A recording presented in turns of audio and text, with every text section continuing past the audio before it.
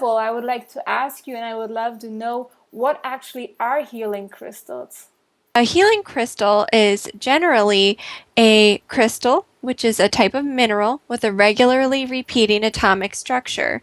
And it's thought that this regularly repeating pattern or this crystalline blueprint is the reason that healing crystals work. So because they have this perfect stable structure due to their repeating atomic pattern, when those crystals are brought into the human energy field, which isn't always so perfect or stable, it's Mm. thought that the human energy field will start to mimic that perfect structure of the crystal and will sort of take on that stable vibration. And so it's actually not just something that's in the mind, so it's actually something that can be scientifically proven.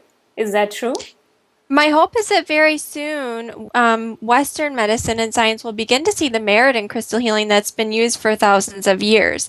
Now, it's not just the structure of the crystal where the healing energy comes from. It has to be consciously directed with our thought and our intention to really be Mm. effective. Otherwise, you could have a very large crystal that does you no good because that energy is not consciously directed.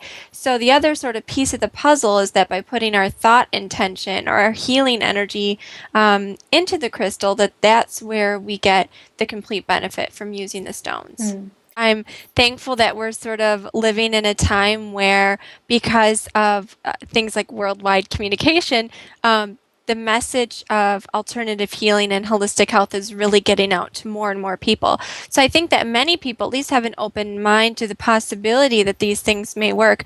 But of course, there are people occasionally who really don't believe in the healing power of stones at all. And I've had some people say, well, it's really just, the placebo effect. It's mind Mm. over matter. And my answer to that is, well, even if it is just your mind over matter, doesn't that still speak to the power of mind in our own healing? And Mm. that's really what's important, is making the changes. And if having the stone helps give you a visual cue or reminder of what you're trying to work through in your life, then, is it really important whether the energy comes from within you or from within the stone? It's sort of my belief that it comes from both, and the stone is helping to Yeah. amplify that energy. And once people sort of hear that, sometimes it opens them up just a little bit more. Not always, but sometimes. So Mm. it's my hope that more and more people will sort of realize the potential that healing stones really have.